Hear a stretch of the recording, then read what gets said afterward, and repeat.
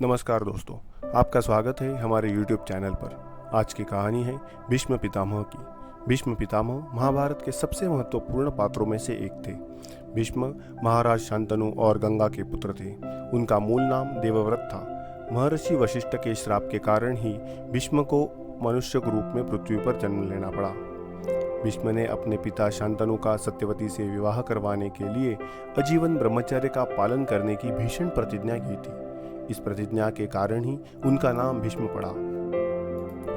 अपने पिता के लिए इस तरह की पितृभक्ति देख उनके पिता ने उन्हें इच्छा मृत्यु का वरदान दे दिया था। कुछ समय के बाद शांतनु का स्वर्गवास चित्रांगत और विचित्रवीर्य के बाल्यकाल में ही हो गया था, इसलिए उनका पालन पोषण भीष्म ने किया। भीष्म ने चित्रांगत के बड़े होने पर उन्हें राजगद्दी पर बिठा दिया, लेकिन कुछ ही समय में गंधर्वों से युद्ध करते हुए चित्रांगत वीरगति को प्राप्त हो गए। इस पर भीष्म ने उनके अनुज विचित्रवीर्य को राज्य सौंप दिया। अब भीष्म को विचित्रवीर्य के विवाह की चिंता हुई। काशी के राजा ने अपनी 3 बेटियों अंबा, अंबिका और अंबालिका का स्वयंवर रखा, जिसमें उसने भारत के हर राजाओं को आमंत्रित किया, लेकिन हस्तिनापुर को आमंत्रण नहीं भेजा। भीष्म पितामह यह सुनकर क्रोधित हो उठे और काशी के स्वयंवर में चले गए और उन्होंने अकेले ही सभी राजाओं को हरा दिया और तीनों राजकुमारियों अंबा, अंबिका और अंबालिका का हरण करके हस्तिनापुर ले आए। अंबा पहले से शाल्व राज्य के राजा शाल्व से प्रेम करती थी और उससे ही विवाह करना चाहती थी। जब अंबा ने ये भीष्म से कहा कि मैं शाल्व से प्रेम करती थी और मैंने उन्हें ही अपना पति माना है, तब भीष्म ने उसे सम्मानपूर्वक राजा शाल्व के पास विदा कर दिया और अंबिका अंबालिका का विवाह विचित्रवीर्य से कर दिया। और उधर अंबा राजा शाल्व के पास पहुंचने के बाद शाल्व ने उसे स्वीकार नहीं किया और अंबा फिर से हस्तिनापुर आ जाती है और भीष्म से विवाह करने के लिए कहती है। भीष्म ने कहा, मुझे क्षमा कर दो, मैंने वचन दिया है कि मैं विवाह नहीं करूंगा, अब मैं ऐसा नहीं कर सकता। अंबा की निराशा प्रतिशोध में बदल गई। भीष्म से प्रतिशोध लेने के लिए अंबा एक आश्रम जाती है। वह उसे महर्षि अंबा को भगवान परशुराम के पास जाने के लिए कहते हैं और अंबा परशुराम के पास जाकर सारी कहानी बताती है।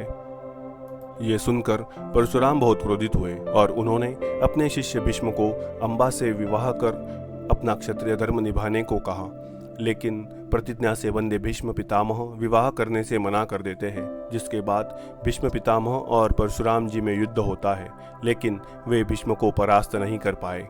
अंत में परशुराम जी को ही युद्ध से हटना पड़ा। तब अंबा ने निर्णय लिया कि जो कुछ करना है मुझे ही करना है। अंबा ने घोर तपस्या की और महादेव को प्रसन्न किया और महादेव ने अंबा को यह वर दिया कि भीष्म के मृत्यु का कारण तुम ही बनोगी। और अंबा ने राजा द्रुपद के घर श्रीखंडी बनकर जन्म लिया। और कुछ दिनों बाद महाभारत का युद्ध छिड़ने पर भीष्म कौरवों के सेनापति बने। भीष्म पितामह ने युद्ध के अनेक नियम बनाए थे। कुरुक्षेत्र का युद्ध आरंभ होने पर प्रधान सेनापति बने भीष्म पितामह ने 10 दिन तक घोर युद्ध किया। कुरुक्षेत्र में हो रहे रक्तरंजित युद्ध में भीष्म को हराना असंभव लगने लगा। इस कारण भगवान श्री कृष्ण के कहने से अर्जुन ने 10वें दिन श्रीखंडी को ढाल बनाकर भीष्म पर एक साथ कई तीर चला दिए। भीष्म किसी स्त्री पर हाथ नहीं उठाते थे और श्रीखंडी में स्त्री और पुरुष दोनों ही तत्व थे और श्रीखंडी के रूप में अंबा को भीष्म ने पहचान लिया था। इस वजह से भीष्म ने शस्त्र नहीं उठाया और अर्जुन ने अगणित बाण भीष्म पर चला दिए। इच्छा मृत्यु का वरदान होने के कारण भीष्म की मृत्यु नहीं हुई और वे अथाह पीड़ा सहते हुए यूं ही बाणों की शैया पर लेटे रहे। हिंदू धर्म ग्रंथों में ऐसी मान्यता है कि जो मनुष्य सूर्य उत्तरायण के दिन देह त्यागता है उसे मोक्ष की प्राप्ति होती है। इस कारण से 58 दिनों तक पीड़ा सहने के बाद भी भीष्म पितामह ने अपने प्राणों को रोके रखा और सूर्य उत्तरायण के दिन अपने शरीर का त्याग किया। सूर्य उत्तरायण के दिन भीष्म की मृत्यु हुई थी। इस वजह से सूर्य उत्तरायण के दिन भीष्म अष्टमी मनाई जाती है। भीष्म को केवल अपनी भीष्म प्रतिज्ञा के लिए नहीं बल्कि एक महान योद्धा के रूप में भी जाना जाता है। तो यह थी हमारी आज की कहानी। आप रहिए हमारे साथ और नए रोचक और मनोरंजक कहानियों के लिए। हमारे चैनल को लाइक करें, शेयर करें और सब्सक्राइब करें। धन्यवाद।